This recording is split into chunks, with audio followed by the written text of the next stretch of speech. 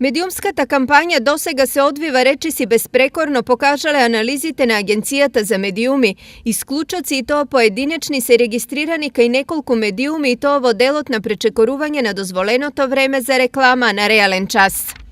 И тоа не се драстични прекршувања, се станува збор за прекршување од неколку минути, меѓутоа сакам да кажам дека се сепак прекршувања, меѓутоа тој број на тие прекршувања кај медиумите е минимален и ако со ваков интензитет продолжи, сметам дека нема да има посериозни прекршувања на законот. Ова е резултат на повисокиот степен на медиумска зрелост, но и на високите казни за прекршување на законот. Ако се оди во судска прекршочна постапка, казните доаѓаат и 10.000 евра по прекршок.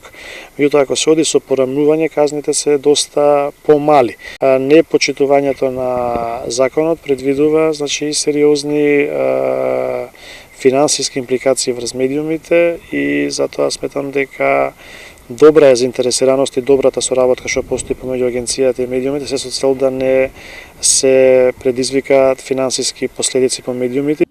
Сепак од агенцијата потенцираат дека целта не се казните, туку спроведување на фер и демократска кампања, зашто таа е дел од имиџот и на медиумите и на државата. Прво и основно, почитување на законот, добро спроведување на изборите се со цел Република Македонија да добие позитивна оценка во однос на спроведувањето на фер и демократски избори.